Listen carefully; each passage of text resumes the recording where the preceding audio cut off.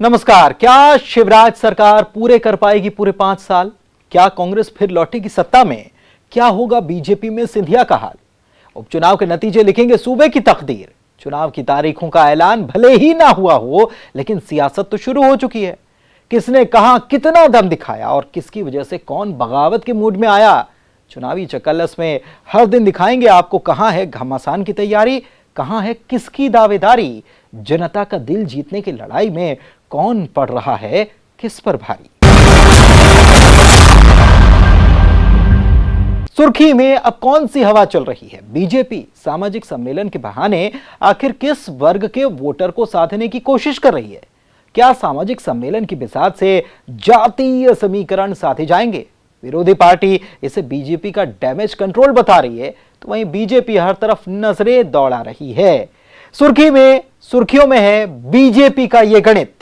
क्या इस गणित से बिगड़ेंगे विरोधियों का खेल? सुर्खी का देख तमाशा देख। कभी बुजुर्गों को दोशाला उड़ाते हुए मंत्री जी, तो कभी नारियल भेंट करते मंत्री जी।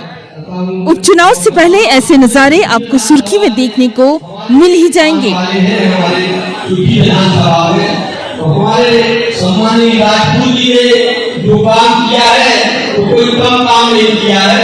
हमारे महाराज जहां सुर्खी में उपचुनाव से पहले बीजेपी हर मोर्चे पर डटी हुई है कि अब की बार सुर्खी में बीजेपी की नैया पार। जहां सामाजिक सम्मेलन से ही बीजेपी हर वर्ग के वोटर को लुभाने की कवायद में जुट गई है। बीजेपी हर जाति वर्ग के वोटर को साधने की जुगत में सामाजिक सम्मेलन आयोजित कर रही है। निजी होटल में ये कार्यक्रम रखे जा रहे हैं।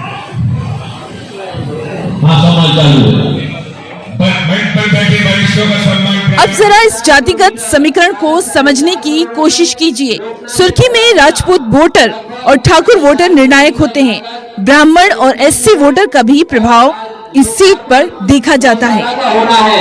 जिसकी कीमत लगभग 28 लाख रुपए। तो ऐसे में किसी भी वर्ग की नाराजगी उपचुनाव में सुर्खी सीट पर भारी पड़ सकती है। सियासत में ये जातिगत समीकरण की चौसर बीजेपी अच्छे से समझती है। 2 करोड़ 19 लाख रुपए है आज हमारे बीच में।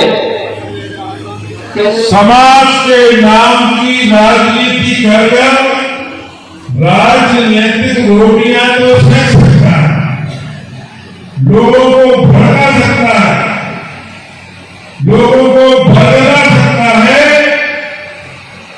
एक दूसरे से लोगों को दूर कर सकता है, मगर वो मंजिल नहीं पा सकता। सागर में आपको याद हो, सागर में शिव कुमार श्रीवास्तव विधायक थे और श्रीवास्तव समाज के लोग सागर में सागर ही 4-5 हजार हुआ और वो 3 बार विधायक रहे कि नहीं रहे। ये मैं इससे कह रहा हूं कि नेता वही है। जहां उपचुनाव से पहले ही सुर्खी के लिए करोड़ों रुपयों के सौगातों की बारिश हो चुकी है। राहतगढ़ को पर्यटन क्षेत्र विकसित करने के लिए पिछले दिनों सौगात मिल चुकी है। केंद्रीय मंत्री प्रहलाद पटेल, पीडब्ल्यूडी मिनिस्टर गोपाल भार्गव, नगरीय प्रशासन मंत्री भूपेंद्र सिंह राहतगढ़ से चुनावी आगाज कर चुके हैं। यानी विकास के साथ हर वर्ग के वोटर के दिल में जगह बनाने के लिए चौतरफा घेराबंदी।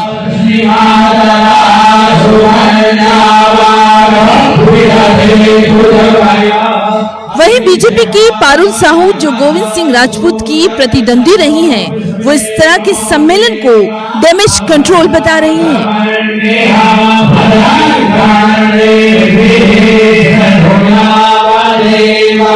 कुशवाहा समाज का सम्मेलन जितने भी हैं वो लगातार आयोजित किए जाते हैं, कहीं ना कहीं डैमेज कंट्रोल करने की कवायद है।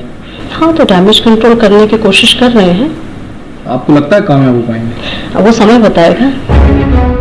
पिछड़ा वर्ग मोर्चा इस जुगत में लगा है कि पिछड़ा वर्ग से ही कांग्रेस का प्रत्याशी सीट पर हो, जो गांव-गांव जाकर प्रचार में जुट गया है।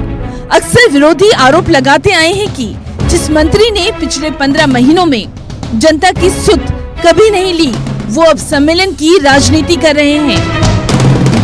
वहीं कांग्रेस भी दल बदल के मुद्दे को गांव-गांव लेकर भुनाने की कोशिश कर रही है।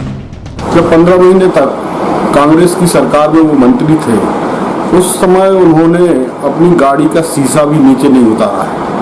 हम लोग गांव-गांव जाते हैं, ये बात उनकी है, हमारी नहीं है, ये आम जनता की बात है कि साहब कभी रुके नहीं यहाँ 15 महीने, क्योंकि वो भी नहीं जान पा रहे थे कि हमारा ये स्थिति होने वाली है कि चुनाव आने वाला है। अब उनको लग रहा है कि जनता बहुत नाराज है, कैसे उससे जुड़ा जाए, कैसे जनता के बीच में हम पहुंच जाएं, जनता हमें फिर से स्वीकार करे, उसके लिए वो तैयारी कर रहे हैं। लेकिन अब जो बात है कि जनता उनसे इस बात से नाराज है और वो नाराजगी अब इस चुनाव में तो दूर होने वाली नहीं है, और कितना भी प्रयास कर लें अब उनके साथ जनता आने वाली नहीं है। सुर्खी के रण में दोनों पार्टियां जुट गई हैं वोटर के दिल में जगह बनाने के लिए।